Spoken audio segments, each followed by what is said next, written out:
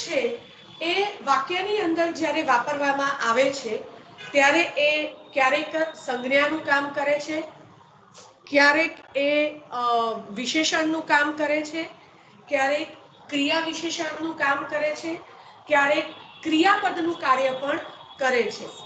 પણ કૃદંતને જો આપણે વાક્યમાંથી ઓળખવાનું હોય તો બહુ સાદી સીધી સમજ મગજમાં રાખવાની કે એ મૂળમાં ક્રિયાપદ હોવું જોઈએ. બરાબર? ઓરિજિનલી એ ક્રિયાપદ હોય અને એ પછી વિશેષણ તરીકે, ક્રિયા વિશેષણ તરીકે એ પ્રકારની કામગીરી બજાવતું હોય તો જ, એટલે મૂળમાં ક્રિયાપદ હોય, ક્રિયા દર્શાવનારું પદ હોય તો જ એને કૃદંત તરીકે ઓળખવામાં આવે છે. બરાબર? હવે આ કૃદંતના પણ કેટલાક પ્રકાર છે, જેમાં વર્તમાન કૃદંત, ભૂત કૃદંત, ભવિષ્ય કૃદંત,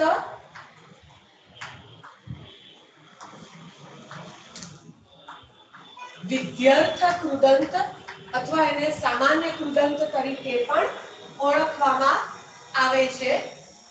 પછી આવે છે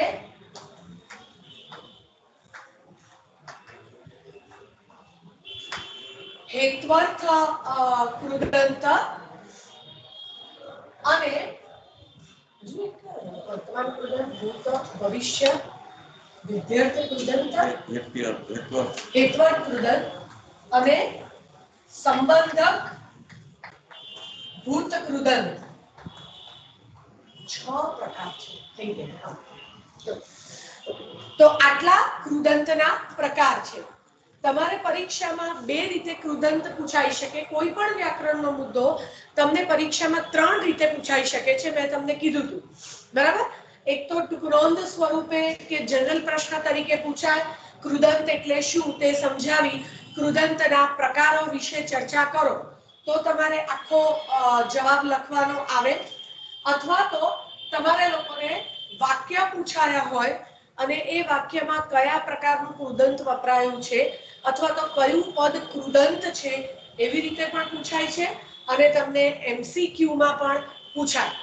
બરાબર છે? દાખલા તરીકે અજય દોડતો દોડતો આવ્યો તો આ વાક્યની અંદર કૃદંત કયું છે અને નીચે 4 વિકલ્પ આપ્યા હોય, અથવા તો દોડતો દોડતો કયા પ્રકારનું કૃદંત છે અને નીચે 4 પ્રકારના વિકલ્પ આપ્યા હોય, એ દ્રષ્ટિથી આ કૃદંત છે એ પૂછાતા હોય છે. બરાબર? તો હવે આપણે કૃદંતના પ્રકારો વિશે વિગતે ચર્ચા કરીએ.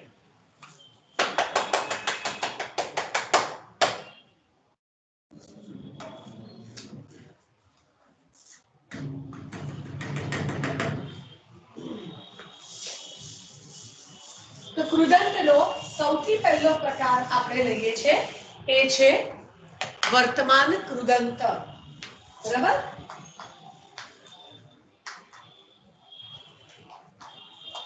હવે વર્તમાન કૃદંત આપણે કોને કહીશું?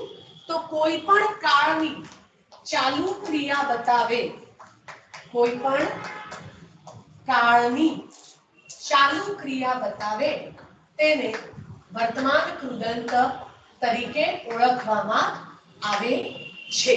હવે આપણે જાણીએ છીએ કે મુખ્ય 3 કાળ છે. બરાબર? વર્તમાન કાળ, ભૂતકાળ, ભવિષ્યકાળ.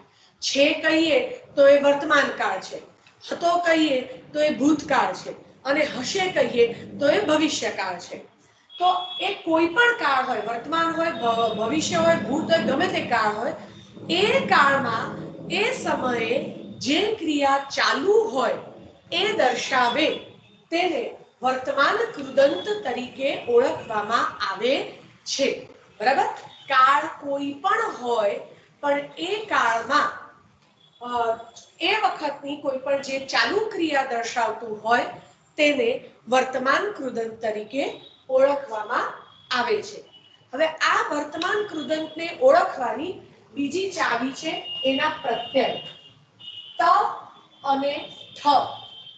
જ્યારે ક્રિયાપદને અંતે, બરાબર, અને એ ચાલુ ક્રિયા દર્શાવતું હોય તેવા ક્રિયાપદને અંતે ત કે ઠ પ્રત્યય આવે તો તે વર્તમાન કૃદંત તરીકે ઓળખાય છે.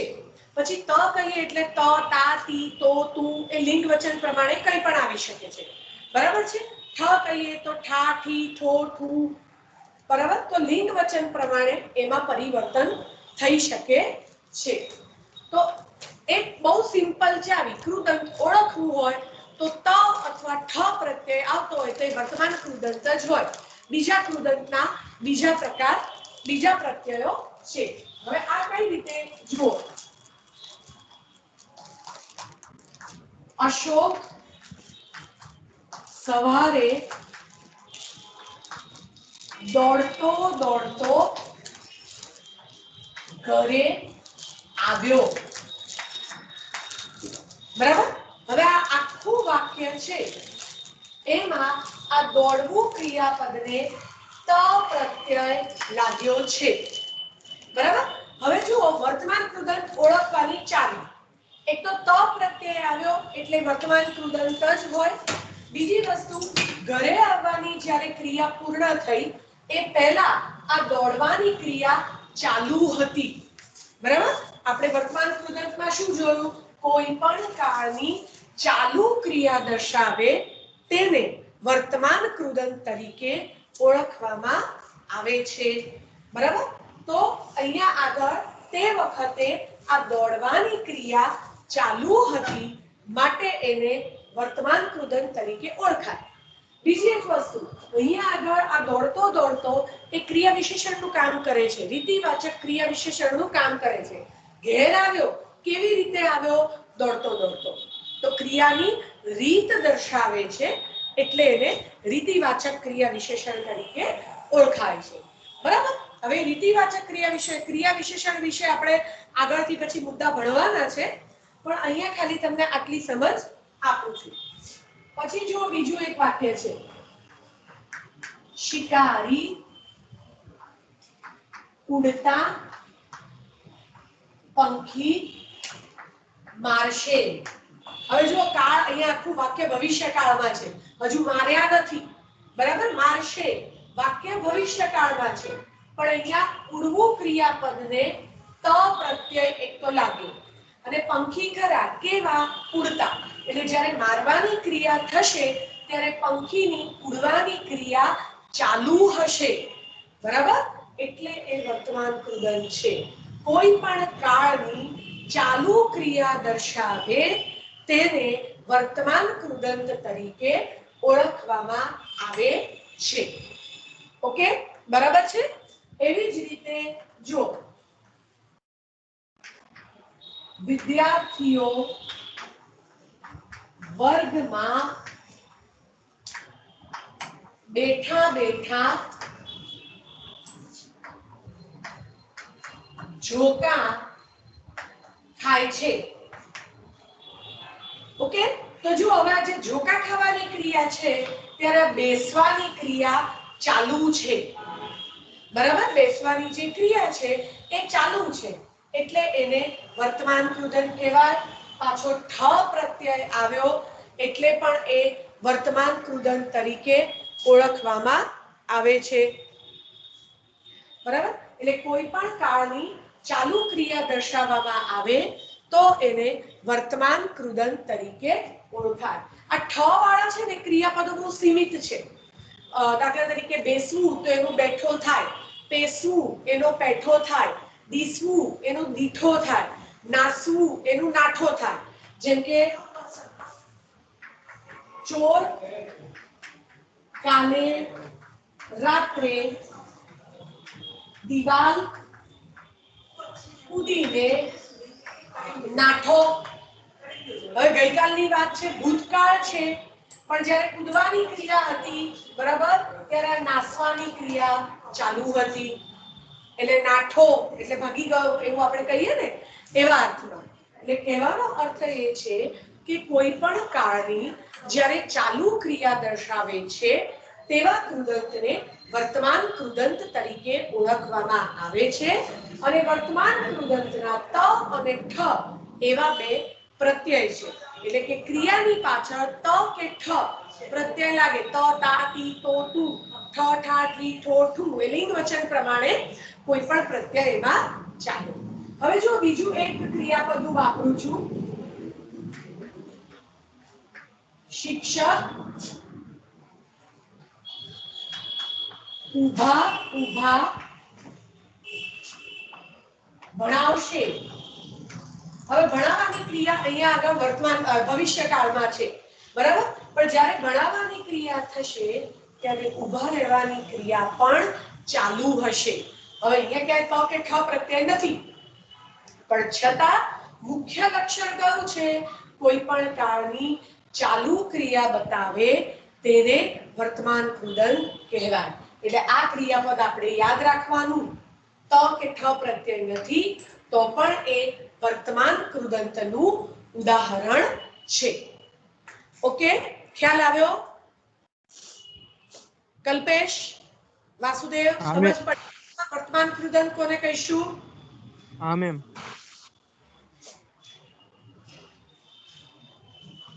ઓકે, તો હવે વર્તમાન કૃદંત પછી બીજો પ્રકાર આપણે લઈએ છીએ કૃદંતનો, એને કહેવાય છે ભૂત કૃદંત.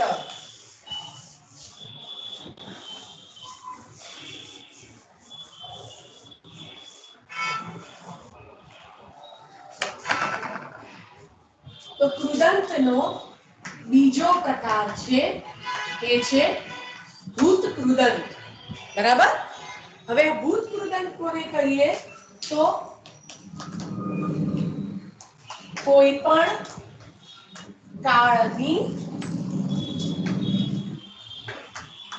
પૂર્ણ થયેલી ક્રિયા દર્શાવે.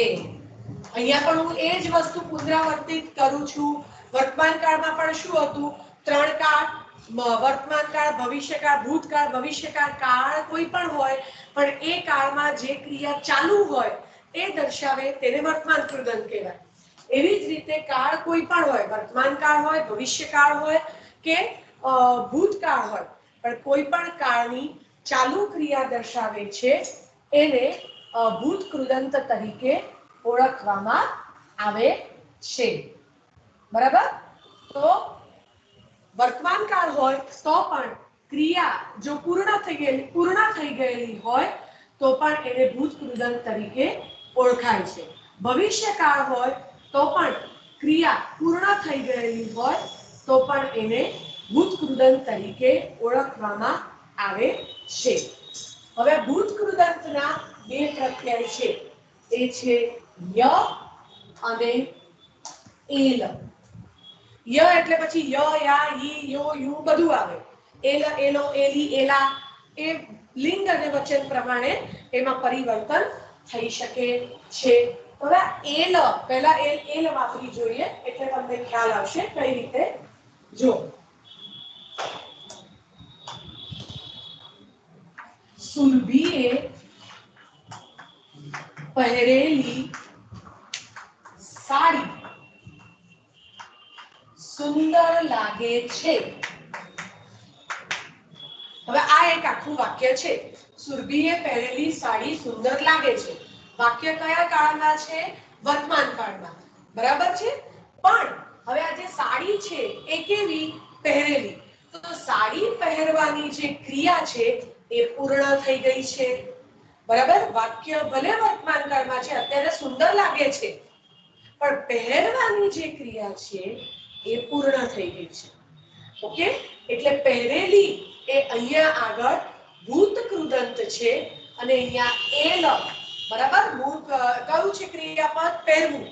તો પહેર વત્તા એલી એવો અહીંયા પ્રત્યય લાગ્યો છે એટલે એ અહીંયા આગળ ભૂત કૃદંત તરીકે છે. બરાબર? હવે જો 11ના દિવસે અમે શેકેલા શક્કરિયા ખાશું. બરાબર? શેકેલા શક્કરિયા ખાઈશું. તો હવે આ ભવિષ્યકાળનું વાક્ય છે. ખાવાની ક્રિયા ભલે બાકી છે પણ એ ક્રિયા જ્યારે થશે ત્યારે આ શેકવાની ક્રિયા પૂર્ણ થઈ ગઈ હશે. શક્કરિયા કેવા શેકેલા. અહીંયા કયું ક્રિયાપદ છે શેકવું એટલે શક્કરિયા શેકેલા શક્કરિયા એટલે શું જે ઓલરેડી શેકાઈ ગયા છે તે એટલે કે ક્રિયા પૂર્ણ થઈ ગઈ છે તે એટલે કોઈ પણ કાળની પૂર્ણ થઈ ગયેલી ક્રિયા બતાવે તેને ભૂત કૃદંત તરીકે ઓળખવામાં આવે છે. બરાબર ખ્યાલ આવ્યો. હવે એવી રીતે યનો આપણે ઉપયોગ જોઈએ અથવા આપણે એમ કહીએ કે મને બાફેલા બટેટા ભાવતા નથી તો બટેટા ખરા કેવા બાફેલા. જ્યારે આપણે બાફેલા બટેટા એવો શબ્દનો પ્રયોગ કરીએ છીએ ત્યારે બટેટા ઓલરેડી બફાઈ ગયા હોય છે. જો ભૂત કૃદંતમાં આ સમજો ખાસ ક્રિયા ઓલરેડી પૂર્ણ થઈ ગયેલી હોય છે. બરાબર.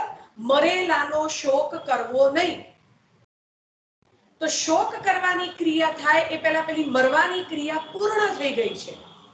બરાબર કે ગયેલાનો શોક કરવો નહીં તો જે જવાની ક્રિયા છે એ પૂર્ણ થઈ ગઈ છે. એટલે કાળ કોઈ પણ હોય પણ એ પૂર્ણ થઈ ગયેલી જે ક્રિયા દર્શાવે તેને ભૂત કૃદંત તરીકે ઓળખવામાં આવે છે. ઓકે. હવે આપણે યનો ઉપયોગ જોઈએ. જો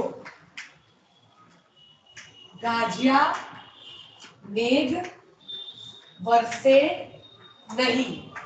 હવે આ મેઘ વરસે કે ના વરસે એ પહેલા આ જે ગાજવાની જે ક્રિયા છે એ પૂર્ણ થઈ ગઈ છે.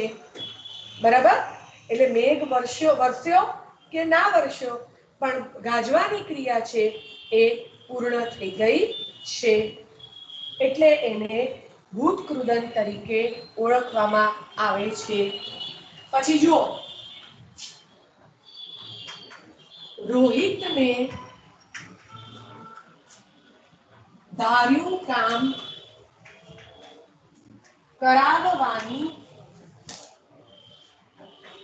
આદત હતી તો અહીંયા આગળ કામ ખરું કેવું ધાર્યું એટલે કામ એ શરૂ કરે એ પહેલા ધારવાની જે ક્રિયા છે આપણે ના કહીએ કે ધારેલું કામ મેં ધારેલું કામ આજે પૂર્ણ થયું તો એ પૂર્ણ થયું એ પહેલા જે ધારવાની ક્રિયા હતી એ પહેલા પૂરી થઈ ગઈ છે.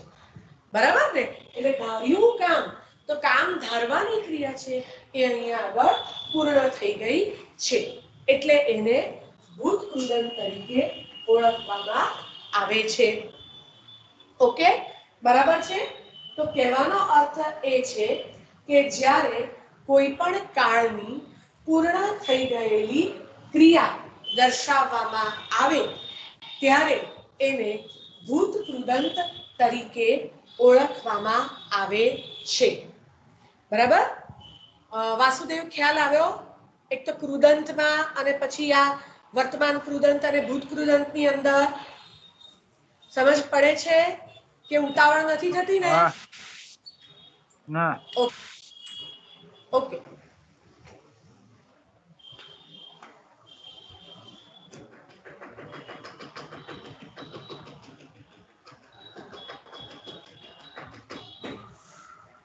સારું. તો હવે કૃદંતના ત્રીજા પ્રકાર વિશે આપણે વાત કરવાની છે.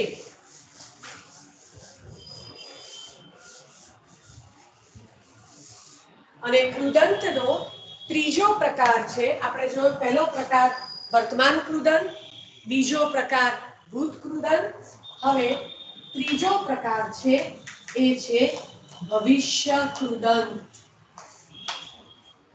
બરાબર. વર્તમાન કૃદંતમાં આપણે શું જોયું કોઈ પણ કાળની ચાલુ ક્રિયા દર્શાવે છે. ભૂત કૃદંતમાં આપણે શું જોયું કોઈ પણ કાળની પૂર્ણ થઈ ગયેલી ક્રિયા દર્શાવે છે. બરાબર. હવે ભવિષ્ય કૃદંતમાં શું આવશે સ્વાભાવિક રીતે નામ પ્રમાણે કોઈ પણ કાળની અપૂર્ણ ક્રિયા એટલે કે જે ક્રિયા બાકી છે તેવી ક્રિયા બતાવે એટલે ભવિષ્ય કૃદંત. કોઈ પણ કાળની બાકી રહેલ ક્રિયા દર્શાવે તેને ભવિષ્ય કૃદંત તરીકે ઓળખાય છે. બરાબર? તો આ ભવિષ્ય કૃદંત છે એનો પ્રત્યય છે નાર. ભવિષ્ય કૃદંતનો પ્રત્યય આવે છે નાર. બરાબર? પછી નાર, નારો, નારી, નારું, નારા એ બધું જ આવે. હવે આનો ઉપયોગ આપણે કેવી રીતે કરીશું? જો આજે સભામાં પ્રાર્થના ગાનારી વિદ્યાર્થીની આવશે. બરાબર? વાક્ય ભવિષ્યકાળમાં છે, બરાબર છે, પણ આવવાની ક્રિયા પહેલા થશે અને ગાવાની ક્રિયા પછી થશે. બરાબર? અહીંયા આગળ જુઓ, આજે સભામાં પ્રાર્થના ગાનારી વિદ્યાર્થીની આવશે. એટલે પહેલા આવશે પછી ગાશે ને, એટલે આ ક્રિયા થશે એ પહેલા બાકી રહેલી ક્રિયા કઈ છે? ગાવાની. અને અહીંયા આગળ નાર પ્રત્યય લાગ્યો છે, માટે એને ભવિષ્ય કૃદંત તરીકે ઓળખવામાં આવે છે. બરાબર? હવે જુઓ, ગઈકાલે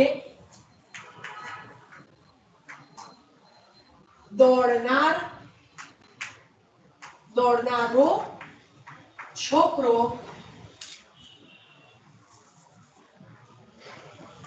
જીતી ગયો. હવે જે જીતી જવાની ક્રિયા થઈ, બરાબર છે, તો આ જે દોડનારો જે છોકરો હતો, બરાબર, તો એ જ્યારે એ ક્રિયા જે છે એ પહેલા અપૂર્ણ રહે છે, બાકી છે. દોડવાની છોકરો આવે, બરાબર છે, અને પછી એ દોડે.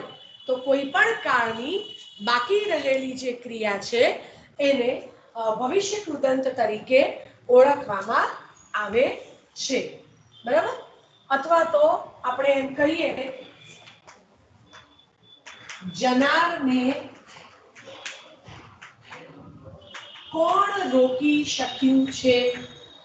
તો રોકવાની વાત હજુ આ પૂર્ણ થયું નથી, એટલે નાર પ્રત્યય લાગે, પછી એ નારી હોય, નારો હોય, નાર હોય, નારું હોય, કંઈ પણ. બરાબર?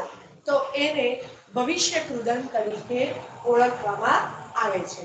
કોઈ પણ કાળની બાકી રહેલી ક્રિયા દર્શાવે તે ભવિષ્ય કૃદંત તરીકે ઓળખાય છે.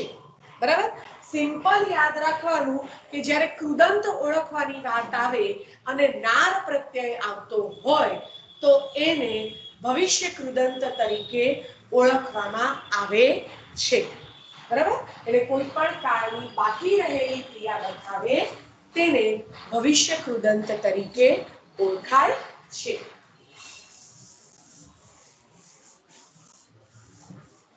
પછી કૃદંતનો ચોથો પ્રકાર આપણે લઈશું.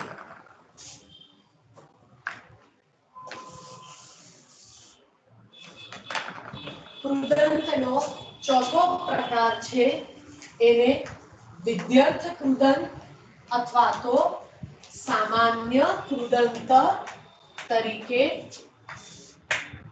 ઓળખવામાં આવે છે. વિદ્યર્થ કૃદંત અથવા સામાન્ય કૃદંત તરીકે ઓળખવામાં આવે છે. હવે અહીંયા બે વાત છે, વિદ્યર્થ કૃદંત અને સામાન્ય કૃદંત. પહેલી વસ્તુ વિદ્યર્થ કૃદંત છે એ તો સામાન્ય ક્રિયાભાવ દર્શાવે. બરાબર છે? વિદ્યર્થ કૃદંતને ઓળખવાની ચાવી સામાન્ય ક્રિયાભાવ જ એ બતાવે છે. અને બીજું છે એ છે ક્રિયાની કર્તવ્યતા દર્શાવે. ક્રિયાની કર્તવ્યતા દર્શાવે તેને પણ વિદ્યર્થ કૃદંત તરીકે ઓળખવામાં આવે છે. બરાબર? હવે આ વિદ્યર્થ કૃદંતનો પ્રત્યય છે વ. વ એટલે પછી વ, વા, વી, વો, વુ એ બધું જ એની અંદર આવી જાય. બરાબર? એટલે મેં કીધું ને લિંગ અને વચન પ્રમાણે એમાં પરિવર્તન થઈ શકે છે. તો હવે આ શું છે? સામાન્ય ક્રિયાભાવ બતાવે કે ક્રિયાની કર્તવ્યતા દર્શાવે. તો વિધ્યર્થ કૃદંતનું આપણે એક વાક્ય લખીએ એટલે તમને કઈ ખ્યાલ આવશે. બરાબર? જો જેમ કે અચ્છા આનો પ્રત્યયમાં વ પણ આવશે અને વાનું પણ આવશે. વાનું વાની વાનો વાના. બરાબર છે? એ પણ વિધ્યર્થ કૃદંતની અંદર જ આવશે. વિધ્યર્થ કૃદંતના પ્રત્યય તરીકે જ આવે છે. હવે જુઓ ડોલીને અહીં રમવું છે. બરાબર? સામાન્ય ક્રિયાભાવ દર્શાવે. આમ કરવું છે, આમ નથી કરવું. બરાબર છે? એ પ્રકારનો એક સામાન્ય ભાવ બતાવે. અને અહીંયા રમ ક્રિયાપદને વ પ્રત્યય લાગ્યો. મેં કીધું ને વ વા વી વો વુ એ કોઈ પણ રીતે એ આવી શકે. બરાબર? અથવા તો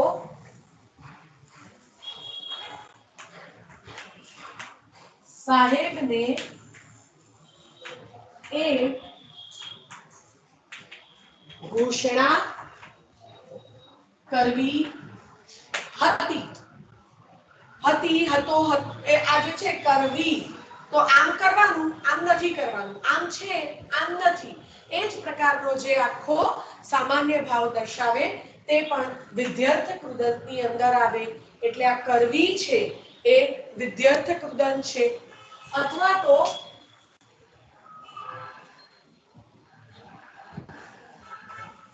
બધાએ માસ્ક પહેરવું જોઈએ. કર્તવ્યતા બતાવી. બરાબર છે? આમ કરવું જોઈએ, આમ ના કરવું જોઈએ. અહીં થૂકવું નહીં તો આમ નહીં કરવાનું, આમ કરવું. વર્ગમાં શાંત બેસવું તો આમ કરવાનું, આમ નહીં કરવાનું. એક પ્રકારની તમારી કર્તવ્યતા બતાવે છે. બરાબર? એટલે આને વિધ્યર્થ અથવા તો સામાન્ય કૃદંત તરીકે ઓળખાવે છે. અથવા તો ગઈકાલે હોટલમાં જમવાની મજા પડી. તો અહીં આગળ વાનું પ્રત્યય લાગ્યો. એ કીધું ને કે કાં તો સામાન્ય ક્રિયાભાવ બતાવે અથવા તો આવો કર્તવ્યતાનો ભાવ બતાવે છે તો એને વિધ્યર્થ અથવા સામાન્ય કૃદંત તરીકે ઓળખવામાં આવે છે. બરાબર? ઓકે, ખ્યાલ આવ્યો? વિધ્યર્થ કૃદંત કલ્પેશ?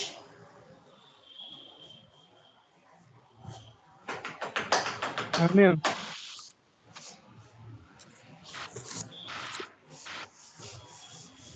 સારું. તો હવે કૃદંતનો આપણે પાંચમો પ્રકાર લઈએ છે. એને હેત્વર્થ કૃદંત તરીકે ઓળખાય છે. આમ તો બહુ સહેલો પ્રકાર છે. હેત્વર્થ કૃદંત. કૃદંતનો આપણે પાંચમો પ્રકાર લઈએ એ છે હેત્વર્થ કૃદંત અને એનો પ્રત્યય છે વા અથવા વાને.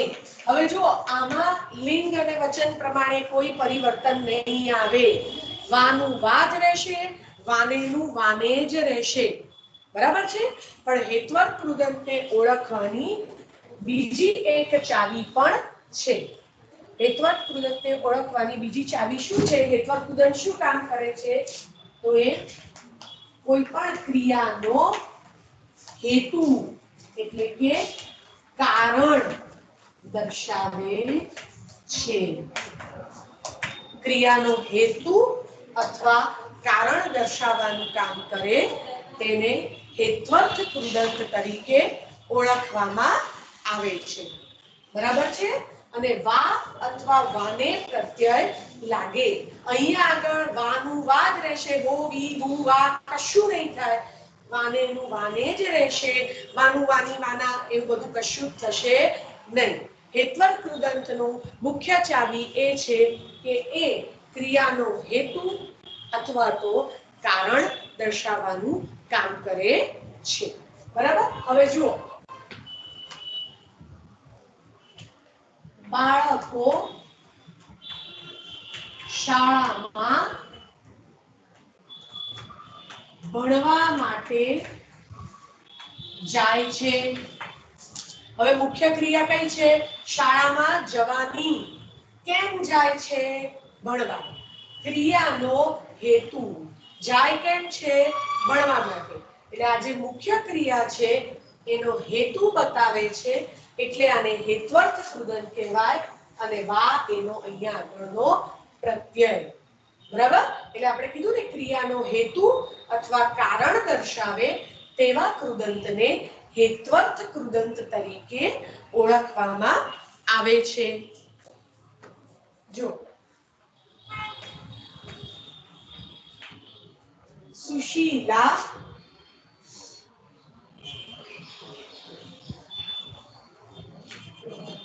જમવા માટે રોજ ઘરે આવતી. હવે ક્રિયા કઈ છે? ઘરે આવવાની. બરાબર. કેમ આવતી હતી? જમવા. તો ક્રિયાનો હેતુ બતાવે છે, એટલા માટે એને હેત્વર્થ કૃદંત તરીકે ઓળખવામાં આવે છે. એટલે ક્રિયાનો હેતુ દર્શાવે તેને હેત્વર્થ કૃદંત તરીકે ઓળખવામાં આવે. અને વા એનો અહીંયા આગળ પ્રત્યય છે. બરાબર. હવે જુઓ, ટીમ ઇન્ડિયા ક્રિકેટ રમવાને ઓસ્ટ્રેલિયા ગઈ. ટીમ ઇન્ડિયા ક્રિકેટ રમવાને ઓસ્ટ્રેલિયા ગઈ. તો ટીમ ઇન્ડિયા ક્યાં ગઈ? ઓસ્ટ્રેલિયા. બરાબર. કેમ ગઈ? જવાની ક્રિયા કેમ થઈ? ક્રિકેટ રમવાને. રમવાનું એ અહીંયા આગળ હેતુ છે, એટલે વાને એનો હેત્વર્થ કૃદંતનો પ્રત્યય અને રમવાને એ હેત્વર્થ કૃદંત છે. બરાબર છે. જુઓ, સુંદરે લખવાને કલમ ઉપાડી. તો મુખ્ય ક્રિયા કઈ છે? કલમ ઉપાડવાની. ઉપાડવાની. કેમ ઉપાડી? લખવાને. ઉપાડવાનું કારણ બતાવ્યું, હેતુ બતાવ્યો, એટલા માટે એને હેત્વર્થ કૃદંત તરીકે ઓળખવામાં આવે છે. અને અહીંયા આગળ વાને એ હેત્વર્થ કૃદંતનો પ્રત્યય છે. બરાબર. ટૂંકમાં ક્રિયાનો હેતુ અથવા કારણ દર્શાવવાનું કામ કરે. હજુ સહેલી રીતે કહું તો ક્રિયાને કેમ પ્રશ્ન પૂછતા જે જવાબ મળે તેવા કૃદંતને હેત્વર્થ કૃદંત તરીકે ઓળખવામાં આવે છે. અને વા અથવા વાને એવો પ્રત્યય એને લાગે છે, માટે એને હેત્વર્થ કૃદંત તરીકે ઓળખવામાં આવે છે. ઓકે. તો હવે કૃદંતનો છેલ્લો પ્રકાર આપણે લઈએ. 6 પ્રકાર કૃદંતના આપણે જોયા, એમાં હવે આપણે છેલ્લો પ્રકાર, 5 પ્રકાર જોયા અને છઠ્ઠો પ્રકાર હવે આપણે જોઈશું. અને એ પ્રકાર છે સંબંધક ભૂતકૃદંત. ઘણી જગ્યાએ આ છઠ્ઠા પ્રકારનો ઉલ્લેખ જોવા મળતો નથી, પણ છઠ્ઠા પ્રકાર તરીકે આ સ્વીકાર્ય છે. તમને લોકોને પરીક્ષા સંદર્ભે પણ આની તૈયારી કરવી પડે. બરાબર. સંબંધક ભૂતકૃદંત તરીકે આને ઓળખવામાં આવે છે. અને સંબંધક ભૂતકૃદંતના 2 પ્રત્યય છે, ઈ અથવા ઈને. બરાબર. ક્રિયાપદની પાછળ ઈ અથવા ઈને પ્રત્યય લાગ્યો હોય તો એને સંબંધક ભૂતકૃદંત કહેવાય. સંબંધક ભૂતકૃદંતનો બીજો એક મુખ્ય, એને ઓળખવાની મુખ્ય ચાવી. તો મુખ્ય ક્રિયાની પહેલા પૂર્ણ થયેલી ક્રિયા દર્શાવે. બરાબર. એક મુખ્ય વાક્યની અંદર જો બે ક્રિયા હોય તો એમાં જે મુખ્ય ક્રિયા હોય એ ક્રિયા પૂરી થાય એ પહેલા જે ક્રિયા પતી ગઈ હોય તેને તે દર્શાવનારા કૃદંતને સંબંધક ભૂત કૃદંત જ કહેવામાં આવે છે. દાખલા તરીકે હું જમીને સીધો કોલેજ આવ્યો છું. બરાબર. તો આવવાની ક્રિયા પૂર્ણ થઈ ગઈ છે. આ મુખ્ય ક્રિયા છે. પણ એમ આવવાની ક્રિયા પૂર્ણ થાય એ પહેલા જમવાની ક્રિયા પતી ગઈ છે. એટલે મુખ્ય ક્રિયાની પહેલા પૂર્ણ થઈ ગયેલી ક્રિયાને સંબંધક ભૂત કૃદંત તરીકે ઓળખાય છે. અને અહીંયા જમવું એટલે અહીંયા ઈને એ અહીંયા આગળ પ્રત્યય લાગ્યો છે. જમીને ઈને. બરાબર. એવો પ્રત્યય અહીંયા આગળ રાખ્યો છે. બધા વડીલો કેશવને સમજાવીને થાક્યા. તો થાકવાની ક્રિયા પૂર્ણ થઈ એ પહેલા સમજાવવાની ક્રિયા પૂર્ણ થઈ ગઈ છે. એટલે થાક્યા, થાકી ગયા એ ક્રિયા પૂરી થઈ. પણ થાકવાની ક્રિયા થઈ એ પહેલા સમજાવવાની ક્રિયા છે એ પૂરી થઈ ગઈ છે. માટે એને સંબંધક ભૂત કૃદંત કહેવાય. બરાબર. પછી જુઓ, રાજાએ ખાધું પીધું ને મારી ભૂલ છે. રાજાએ ખાઈ પીને રાજ કર્યું. તો રાજ કરવાની જે ક્રિયા થઈ એ પહેલા ખાવાની અને પીવાની ક્રિયા પૂર્ણ થઈ ગઈ છે. બરાબર. ન્યાયાધીશે સજા ફરમાવી અને કલમ તોડી. તો કલમ તોડવાની જે ક્રિયા થઈ એ પહેલા સજા ફરમાવવાની, સજા કહેવાની ક્રિયા પૂરી થઈ ગઈ છે. માટે એને સંબંધક ભૂત કૃદંત તરીકે ઓળખવામાં આવે છે. એટલે મુખ્ય ક્રિયા પતે એના પહેલા જે ક્રિયા પૂર્ણ થઈ ગઈ હોય એ દર્શાવતું જે કૃદંત હોય તેને સંબંધક ભૂત કૃદંત તરીકે ઓળખવામાં આવે છે. તો કૃદંતના 6 પ્રકાર આપણે જોયા. બરાબર. ફરી એક વખત તમને નજર નખાવી દઉં એટલે પ્રત્યયની દ્રષ્ટિથી નખાવી દઉં એટલે તમને ખ્યાલ આવશે.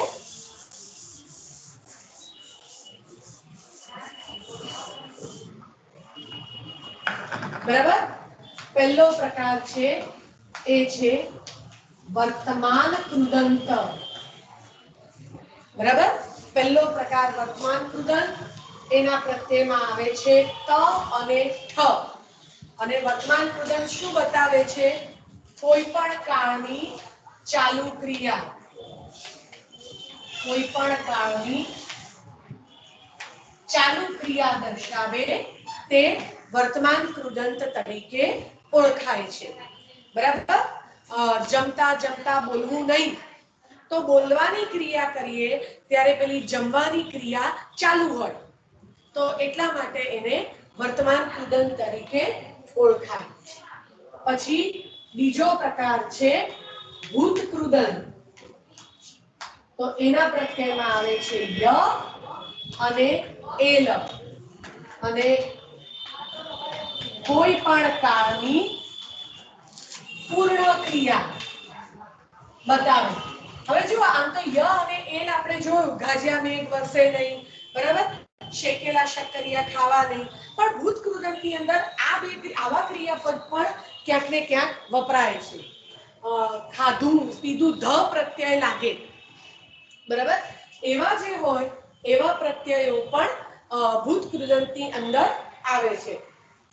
જેમ કે આવા સવારથી મેં કાંઈ ખાધું હતું નહીં. તો આ પણ છે ને એ ભૂત કૃદંતના પ્રત્યયમાં આવે છે. ધ વાળા બધા, એમાં ખાસ કરીને ધ વાળા મોટા ભાગના કેવા આવે?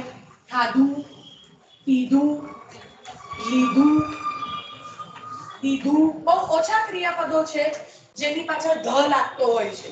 તો આવા ધ વાળા ક્રિયાપદ હોય એ પણ ભૂત કૃદંતની અંદર આવે છે. એ એક જરાક ધ્યાન રાખજો, બરાબર. મોટા ભાગે આવા 4-5 ક્રિયાપદો છે કે જેની પાછળ ધ લાગતો હોય છે. એટલે આવા ધ લાગતા હોય તો એ પણ ભૂત કૃદંતની અંદર આવે છે. પછી આપણે વાત કરીએ વર્તમાન કૃદંત, ભૂત કૃદંત, અને ત્રીજો પ્રકાર છે એ છે ભવિષ્ય કૃદંત, અને એનો પ્રત્યય છે નાર, બરાબર. અને અહીંયા આગળ આવશે કોઈ પણ કાળની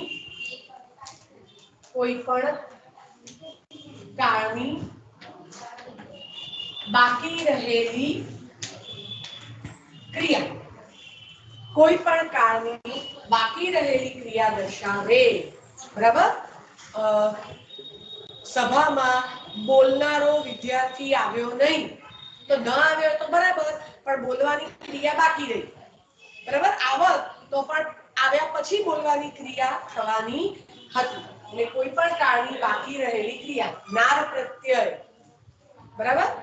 જનારને કોણ રોકી શક્યું છે, ગાનાર વિદ્યાર્થીની ખૂબ સુંદર ગાય છે. તો કોઈ પણ કાળની બાકી રહેલી ક્રિયા અને નાર પ્રત્યય લાગતો હોય તો એ ભવિષ્ય કૃદંત તરીકે ઓળખાય છે. પછી ચોથો પ્રકાર આપણે જોયો એ છે વિધ્યર્થ કૃદંત, અથવા જેને આપણે સામાન્ય કૃદંત તરીકે ઓળખીએ છીએ, બરાબર. અને જે ક્રિયાની કર્તવ્યતા બતાવે અથવા તો સામાન્ય ક્રિયાનો ભાવ દર્શાવે તેને વિધ્યર્થ કૃદંત તરીકે ઓળખાય છે. અને વા અથવા વાનું એના પ્રત્યયમાં આવે છે. વ, વા, વી, વો, હું, વાનો, વાની, વાનું, વાના, એ બધું. એટલે ક્રિયાનો તો સામાન્ય ભાવ દર્શાવે અથવા તો કર્તવ્યતા બતાવે તેને વિધ્યર્થ કૃદંત તરીકે ઓળખવામાં આવે છે. પછી આવી ગયું આપણે પાંચમો પ્રકાર, એ છે હેત્વર્થ કૃદંત, બરાબર. તો ક્રિયાનો હેતુ બતાવે. અહીંયા પણ વા અથવા વાને, પણ અહીંયા કોઈ પરિવર્તન નહીં થાય. વાનું વા જ રહેશે, વાનેનું વાને જ રહેશે. પણ મુખ્ય ક્રિયાનો હેતુ દર્શાવે. અમે ફરવા માટે બહારગામ ગયા, તો કેમ ગયા? ફરવા, બરાબર. આ કેમ પ્રશ્ન પૂછતા જવાબ મળે છે, અને એ જે કૃદંત હોય તો એ હેત્વાર્થ કૃદંત તરીકે ઓળખાય છે. અને છેલ્લો પ્રકાર છે એ છે સંબંધક ભૂત કૃદંત, જેના પ્રત્યયમાં આવે છે ઈ અથવા ઈને, અને મુખ્ય ક્રિયાની પહેલા પૂર્ણ થયેલ ક્રિયા દર્શાવે. કાલે વર્ગમાં તમે પાઠ વાંચીને આવજો, તો આવવાની ક્રિયા કરશો એ પહેલા વાંચવાની ક્રિયા પૂર્ણ કરી દેજો, બરાબર. એવા અર્થમાં, એટલે વાંચીને, એટલે આવવાની ક્રિયા થાય એ પહેલા વાંચવાની ક્રિયા પૂર્ણ થાય, ત્યારે એને સંબંધક ભૂત કૃદંત તરીકે ઓળખવામાં આવે છે. કૃદંતના આટલા 6 પ્રકાર છે. કૃદંત વાક્યની અંદર બરાબર છે એ વિશેષણ તરીકે કાર્ય કરે, ક્રિયાપદ તરીકે કાર્ય કરે, ક્રિયા વિશેષણ તરીકે કાર્ય કરી શકે, બધું જ. પણ કૃદંત ક્યારે બનવું શક્ય બને? જો એ મૂળમાં ક્રિયાપદ હોય તો જ. ક્રિયાપદને જ આ બધા પ્રત્યય લાગે તો અને તો જ એને કૃદંત તરીકે ઓળખવામાં આવે છે. કૃદંતની પહેલી શરત જ એ છે કૃત વત્તા અંત, બરાબર? એ સિવાય એ કૃદંત કરી છે. દાખલા તરીકે ત પ્રત્યય લાગ્યો એટલે હું વાત કરું છું, તો અહીંયા વાત એ કૃદંત નથી, બરાબર?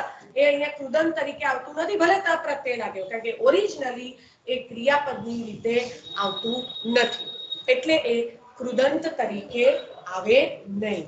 ક્રિયાપદને જ પ્રત્યય લાગે ત્યારે ને ત્યારે જ એ કૃદંત તરીકે ઓળખાય છે, બરાબર? તો કૃદંતના આટલા 6 પ્રકાર આપણે આજે ભણ્યા.